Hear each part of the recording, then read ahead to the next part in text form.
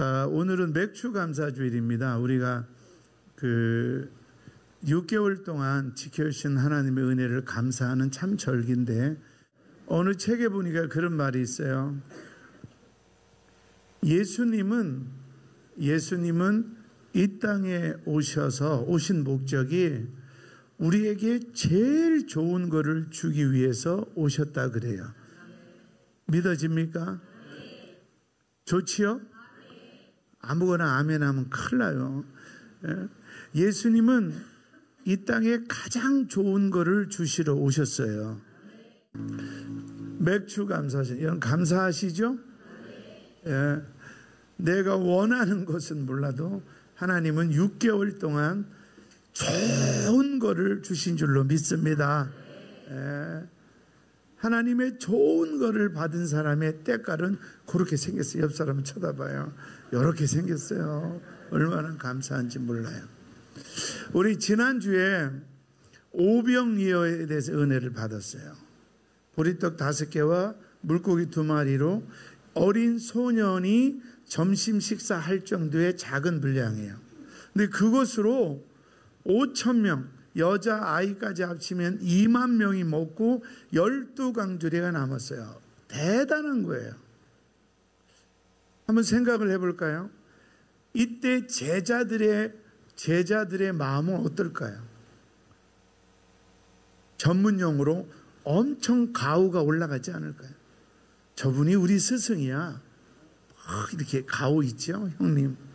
그리고 막 여자들은 막 뽕이 올라가지 않았을까요?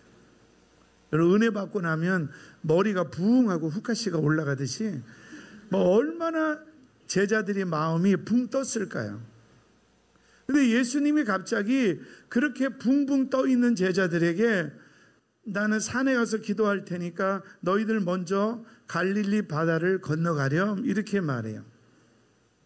기분 좋아요. 아, 주님, 막 기분이 얼마나 업됐을까요? 우리 먼저 가 있을게요. 막 이러는 상태예요. 그런데 가다가 풍랑을 만나요. 그리고 조금 전까지 행복하고 가오 잡고 폼 잡았던 그들에게 뭐가 오느냐? 두려움이 와요. 두려움. 그 풍랑으로 인해서 이게 뭐지요? 6장을 다 지나기도 전에 14절까지 그렇게 방방 뜨게 했던 하나님이 15절부터 풍랑 속에서 두려움을 겪게 해요. 인생이 무슨 바이킹이나 롤러코스터도 아니고 정말 장난도 아니고 이런 어려움이 와요. 왜 그랬을까요? 이 두려움의 원인을 오늘 본문에서 찾아보면 첫째가 뭐냐면 따라하세요. 예측하지 못한 일. 오늘 17절 한번 읽어보시겠어요? 요한복음 6장 17절 시작. 배를 타고 바다를 건너 가버나움으로 가는데 이미 어두웠고 예수는 아직 그들에게 오시지 아니하셨더니 18절이요. 시작. 큰 바람이 불어 파도가 일어나더라. 자, 이 예수님의 제자들은 대부분 직업이 뭐였죠? 어부였어요. 그리고 이 갈릴리 바다는 늘 왔다 갔다 하던 나와바리예요. 동네, 이건 껌이죠, 정말. 갈릴리 바다 정도는 정말 노를 한 손으로 저어도 갈 정도로 껌이잖아요. 그래서 당연히 가볍게 생각하고 배를 탔는데 이 갈릴리 바다, 이 커서 바다라고 하지만 어떻게 보면 호수에 불과한데 풍랑이 일어날 일이 많지 않거든요. 근데 갑자기 풍랑이 일어났어요. 당황하죠. 왜 두렵냐면 예상하지 못한 일 때문에 두려운 거예요. 여러분 그렇지 않나요? 여러분이 예상 못하는 갑자기 일들이 많이 올 거예요. 저도 목사고 겉으로 표현은 안 했지만 아내가 암이 딱 왔을 때 갑자기 뭔가 쿵 하니 알 수 없는, 형용할 수 없는 뭐가 왔어요. 그게 인생 같아요. 그리고 왜 두려움이 올까요? 우리가 19절 한번 볼까요? 시작. 제자들이 노를 저어 10여리쯤 가다가 예수께서 바다 위로 걸어 배에 가까이 오심을 보고 두려워하거늘. 이게 무슨 얘기냐면요. 한번 따라할까요? 할 만큼 했다. 내가 이 정도 노력하면 좀 먹고 사는 거는 편안할 줄 알았는데 한 방에 병원비로 날아가요. 내가 이 정도 땀을 흘렸으면 그래도 아파트는 몇 채 있을 줄 알았더니 사기당해서 월세로 살아요. 나는 할 만큼 했는데 결과는 너무 거지 같은 거예요. 이럴 때 우리는 두려움이 오는 거예요. 여러분 그렇지 않나요? 그리고 이 제자들을 보면서 이 세 번째 또 두려움이 오는데 그거는 한번 따라 할까요? 이해가 안 될 때. 깜깜하고 풍랑이로 막 정신이 없는데 갑자기 예수님이라고 하는데 갑자기 누군가 깜깜한 바다에 막 걸어서 오는 거예요. 나중에 예수님인 줄 알았지만 제자들의 마음속에는 이해가 안 되는 거예요. 이해가 안 돼. 지금 내 남편이 하는 일, 내 아내가 하는 일, 믿었던 아들이 하는 일이 지금 이해가 안 돼요. 저 남편이 저런 사람이 아닌데 이해가 안 돼요. 다시 말하면 저 사람의 행동이 설명이 안 돼요. 납득이 안 돼요. 오늘 본문의 이 두려움, 풍랑이 오는 두려움은 저절로 생겼어요? 예수님이 만들었어요? 예상을 해보자고. 만약에 예수님이 이 배에 오르셔서 같이 갔으면 풍랑이 왔어요, 안 왔어요? 근데 예수님은 산으로 기도하고 너희들만 가라 하는 것은 예수님이 풍랑을 아시고서도 그 풍랑 속에 제자를 보낸 거예요. 왜 그럴까요? 고약해서? 싸가지가 없어서? 기분 나빠서? 왜 그 풍랑으로 예수님이 보내셨을까요? 여기에 중요한 것을 우리가 발견을 해야 돼요. 이 두려움에 대한 해답이 이제 여기에 나와 있는 거예요. 어떤 분이 아주 명품 구두를 하나 신었어요. 사슴 가죽 구두 들어봤어요? 우리 남성교회 우리 성도 여러분 사슴 가죽 구두 신어봤어요? 참, 예, 그 안 신는 게 좋아요. 그거 신으면 교회 오기 싫어요. 폼 잡으러 가고 싶지. 근데 이 어떤 분이 사슴 가죽 구두가 생겼는데 그것이 너무 좋아서 신다 보니까 겉은 멀쩡한데 밑에 구멍이 났어요. 근데도 사람들이 막 멋있어 하니까 억지로 신고 다녔어요. 근데 문제는 그 지역에 우기가 들어서 7주 동안 비가 왔어요. 겉으로는 멀쩡한데 신고 나가면 양발이 젖어요. 할 수 없이 이 사람이 구두를 바꿔 신을 결심을 해요. 하나님의 은혜만 쏟아지면 우리는 안 바뀌더라고요. 너 구두 바꿀 때 됐어. 그런데도 폼 잡고 싶은 거예요. 이렇게.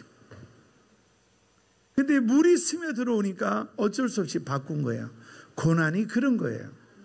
우리 성도들은요, 물질의 고난이 오든 건강의 고난이 오든 겁먹고 쫄면 안 돼요. 이건 하나님의 경고예요. 너 예배 좀 정신 차릴래? 너 요새 말씀 안 보는 것 같더라? 주의 음성 경고음이 울리기를 축원합니다. 할렐루야. 그러면요, 오늘 말씀의 결론을 맺습니다. 어떤 사람이요, 아버지가 재산이 100억이 넘어요. 우리 교인들은 뭐 얼마나 많은가 어지간하면 안 놀래서. 아버지가 재산이 100억이 넘어요. 근데 이 친구가 잘생겼어요. 저 정도 되나 봐요. 근데 재수없는 거는 키가 185야. 예. 하여튼 그리고 공부도 엄청 잘하고 운동은 프로 골프 입문을 했어요. 사업을 했는데 돈을 어마어마하게 벌었어요. 요즘 아이들이 많이 쓰는 핵인싸예요. 핵인싸. 어디 가면 막 여자들이 막 정신을 못 차리고 남자가 봐도 괜찮아요. 돈은 뭐 물쓰도 써도 되고. 근데 이 친구가 코카인, 마약에 손을 댔어요. 나중에는 마약을 하다가 그 마약을 공급하는 일을 해버렸어요. 완전히 막 파장이 된 거죠. 결국 걸려서 교도소에 들어간 거예요. 그렇게 잘 나가던 오병이와 같은 그 인생이 교도소에 들어간 거예요. 근데 그 교도소에서 예수님을 만났어요. 그리고 그 교도소에서 나오자마자 그는 돈 버는 운동을 하는 것이 아니라 엑스더스 미니스트리라는 마약하는 사람과 교도소에 나오는 사람들을 돕는 단체를 만들었어요. 할렐루야. 그리고 정말 진짜 유명한 인싸가 됐어요. 근데 인터뷰 기자가 인터뷰를 할 때 세상에 살면서 가장 소중한 때가 언제였습니까? 프로골프 입문했을 때, 사업을 잘해서 돈이 100억, 200억 모을 때가 아니라 내 인생의 가장 중요한 때는 감옥에 있을 때입니다. 그 감옥에서 예수를 만났고 그는 인생의 삶의 의미를 재발견했다는 거예요. 이렇게 오병이어처럼 엄청난 축복이 왔을 때도 태도는 하나님의 은혜입니다. 겸손하게 하나님을 찬양해야 되는데 현상이 마치 자기 건 줄 알고, 그러다 하나님이 풍랑으로 집어넣은 거예요. 아니나 다를까 여기서도 오병이어에서도 현상이 아닌 하나님을 향한 태도가 분명했다면 풍랑이 와도 태도는 안 바뀌잖아요. 그런데 현상이 바뀌었더니, 오병이어에서 풍랑으로 현상이 바뀌었더니 죽겠네 살겠네 막 난리 부르스를 치는 거예요. 참 신앙이 뭐냐? 참 신앙이 뭐냐? 그러니까 믿음이 없는 사람들의 특징은 현상에 끌려다니는 거예요. 현상에. 그래서 교회 왔는데, 교회 왔을 때 나의 태도는 뭐예요? 누가 욕을 해도 그건 현상이에요.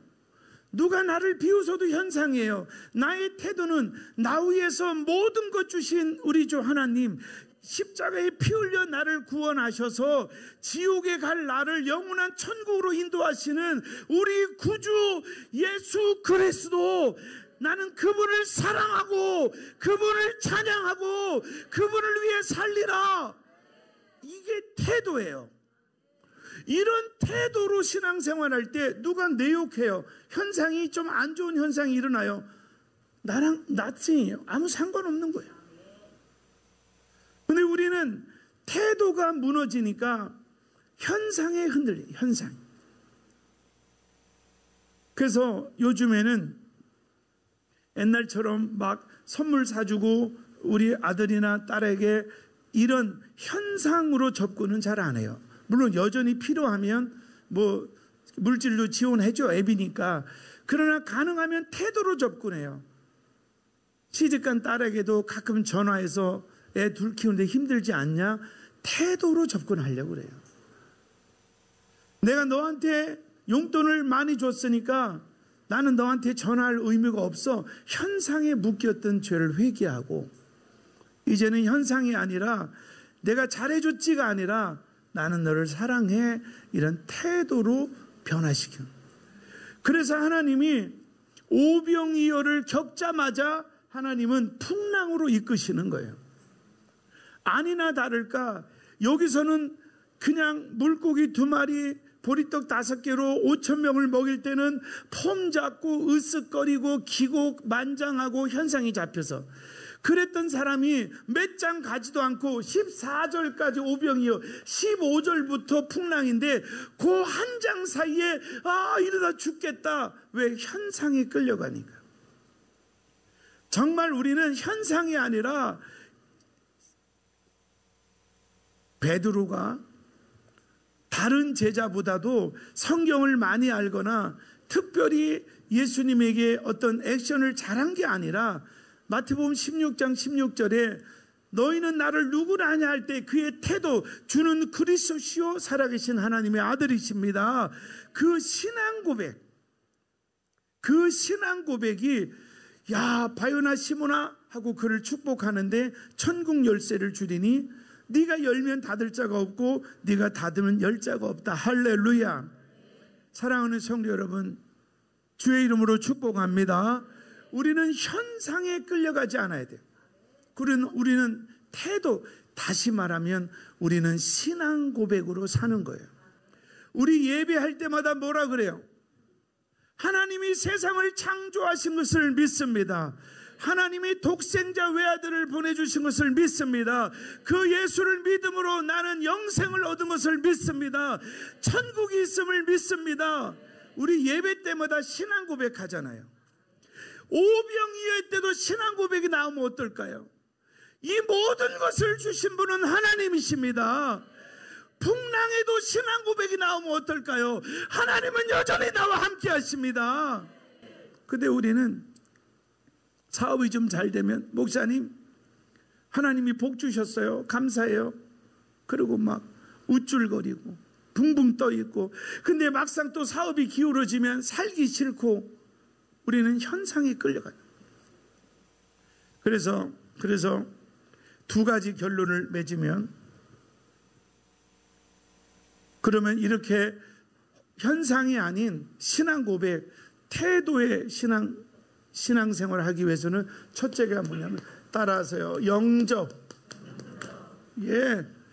일주일 동안 여러분이 받아들인 게 많잖아요. 어떤 사람이 꼴보기 싫어 미움도 받아들이고, 어떤 사람이 하는 걸 보니까 진짜 꼴셔 막 내 안에 불쾌함도 받아들이고, 지금 여러분 안에 나도 모르게 받아들이는 게 많아요. 예배가 왜 중요해요? 이런 쓰레기들을 예수를 영접함으로 사라질지어다. 예수 그리스도. 제자들이 노를 저어도 심리도 못 갔는데, 근데 예수님이 그 배에 오르자마자 21절 보실까요? 시작. 이에 기뻐서 배로 영접하니, 예수님을 배로 영접하는 순간, 그 다음에 배는 곧 그들이 가려던 땅에 이르렀더라. 야, 이게 무슨 뜻일까요? 밤새 노를 저어도 코앞에도 못 갔는데 예수를 영접하니까 이 배가 원하는 땅으로 갔다는 거예요. 내가 아무리 노력해도 안 됐는데 내가 이제는 예수만이 나의 그리스도라고 신앙 고백을 하고 예수님을 내 마음에 영접했더니 행복의 땅, 축복의 땅, 그리고 평안의 땅으로 한 방에 가더라 이 말이에요. 깨달아지시면 아멘. 이번 주 일주일도 여러분 속에 뭘 영접했어요? 미움? 아니면 세상의 정욕? 혈기? 오늘 예수의 피로 다 씻어지고 여러분 배에 예수님이 오르기를 축원합니다. 예수님이 오르면 시간이 지체돼 곧 그들이 가려는 땅. 나는 이 축복이 너무 좋아요. 다른 거 없어요. 현상에 묶이지 말고, 아니 교회를 다니면 본질이 뭐예요? 나는 예수를 나의 구주로 믿으려고 교회 오는 거 아니겠어요? 나는 예수 믿고 천국 가기 위해서 교회 오는 게 아니겠어요? 이게 신앙 고백의 태도잖아요. 근데 예수 믿고 천국 가려고 교회 왔는데 누가 뭐라 그래요? 그런 현상, 이건 무시해도 되잖아요. 근데 우리는 이 신앙 고백보다 현상에 더 끌리는 거예요. 그래서 중요한 건 두 번째가, 한번 따라하세요. 방향키. 예수님이 배에 오르자 제자들이 지금까지 이렇게 해봐, 오른쪽을 더 저어봐, 왼쪽을 더 저어봐, 이런 게 없어졌어요. 아무리 큰 배도 선장이 키로 조종하잖아요.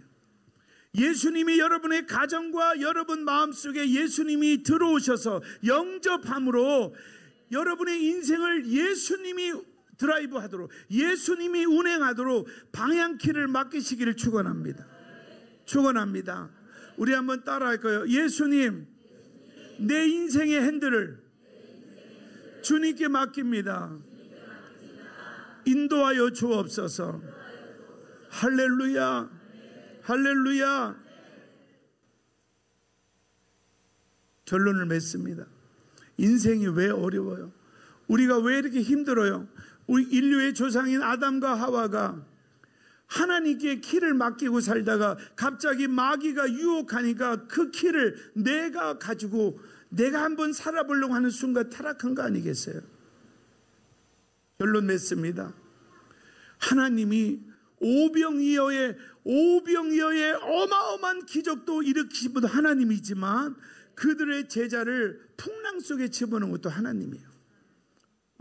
왜 그럴까요? 하나님 마음이 요랬다 저랬다 조석으로 변덕을 부리는 분일까요? 그렇지 않아요. 하나님은 우리의 태도를 보게 하시는 거예요. 우리의 신앙 고백을 보게 하시는 거예요. 결론을 맺습니다. 사랑하는 성도 여러분, 우리는 오병이어와 같이 엄청난 하나님이 축복이 올 때도 우리의 태도는 신앙 고백이에요. 하나님이 하셨습니다. 하나님의 은혜입니다. 하나님이 일하신 것입니다. 이 태도, 신앙 고백.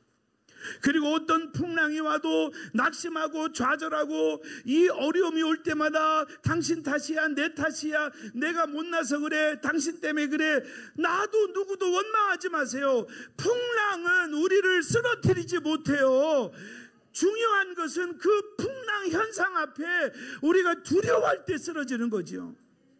그래서 풍랑 앞에 우리의 태도, 우리의 신앙 고백. 할렐루야. 12의 혈류병을 앓았던 여인의 태도는 뭐예요? 사람들이 현상은 뭐예요? 아니 지금처럼 위생이 좋은 때가 아니니까 여인이 지나가도 피비린내가 나요. 12년을 하혈했어요. 그러니까 그 여자가 지나가는데 예수님 주변에는 남자로 가득 차 있어요. 근데 여자가 잠깐만요 아우 냄새나고 이 여자 뭐야? 이런 수많은 말도 못하는 자존심 상하고 힘든 현상을 해친 거예요. 오직 하나, 나는 예수님의 옷자락만 잡으면 나으리라. 만약에 이 여자가 현상 때문에 아이 더러운 여자, 내가 더럽다고? 야 이 사람아 너는 얼마나 깨끗해, 현상에 잡혔다면 그런 기적을 못 보는 거예요. 거기에 수많은 남자들이 왜 여자가 끼고 난리야? 별의별 말을 다 해도 현상에 끄떡하지 않고 오직 신앙 고백, 예수님만 만나면, 예수님의 옷자락만 잡으면 그 신앙 고백이, 그 태도가 기적을 가져옵니다. 백부장의 하인이 죽었어요. 백부장이 또 그때 예수님 부를 때 나도 내 마음대로 조종하니까 말씀만 하시라고, 그 태도가 딸도 고치고 하인도 고치고 놀라운 역사가 일어난 줄로 믿습니다. 우리 한번 따라 하시고 말씀의 결론을 맺겠습니다. 현상에 끌려다니지 말고 태도를 가지고 신앙 고백하자. 깨달으시면 아멘. 예. 어떤 현상이 벌어져도 예수 잘 믿고 은혜롭게 예배했더니 집에 갔더니 뭐 안 믿는 자녀가 짜증내고 안 믿는 남편이 짜증내요. 이건 현상이에요. 그때 나의 태도는 더 겸손히 섬기자, 더 사랑으로 섬기자. 현상을 현상으로 부딪히면 죽어요.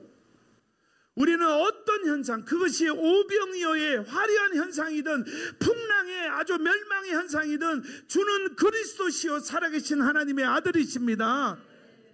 이 신앙 고백으로 우리는 아까 얘기한 것처럼 내가 가려던 땅으로 가니라. 우리 한번 찬양하겠습니다.